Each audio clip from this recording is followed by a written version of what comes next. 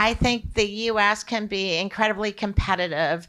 The CHIPS and Science Act has really given us all an opportunity to work with a number of these global leaders within the semiconductor industry. As you all remember, the reason for the CHIPS and Science Act was really focused on national security and economic security. And as we start to see those dollars coming online, you've seen tremendous development. So as I mentioned, in Arizona, we've got $102 billion worth of semiconductor activity happening today. Those facilities are under construction.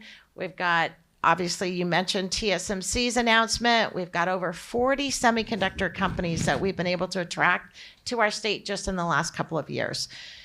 So that activity is happening. I do think we can be very competitive. We spend a lot of time in Taiwan these days, as you know, Japan as well. We've got offices all over the world, and we're making those connections. There were significant reasons why building an operation in the U.S. makes more sense, and the level of diversification that needs to happen, geographic diversification also for the industry. So I do believe that at least in Arizona, and I know our friends from Florida feel the same way, that we can be competitive, not just from a cost standpoint, but we have to work with our federal partners in order to ensure we are competitive at that level.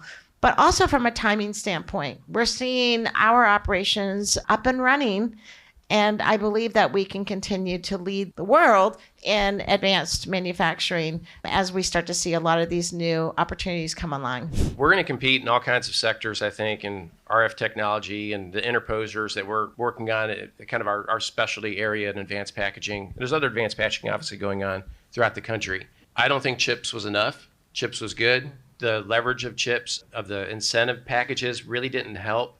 In my opinion, the moderate-sized companies that have access that have issues getting access to CapEx and fab space, it helps the larger companies that already have money, and it helps the foreign investment. But if you want to spawn U.S. manufacturing of semiconductors, I just think that more needs to be done and more needs to be streamlined with regard of getting access to the more mid-tier size companies to get those ideas to commercialization. I think it's going to be hard to compete at that level, and there needs to be an acceptance in the U.S. that when we reshore and onshore, things are going to cost more.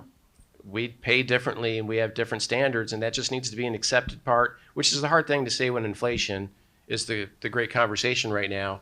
But it's going to be something that the U.S. is going to have to grapple with and move forward to do the right thing to get it back in our shores.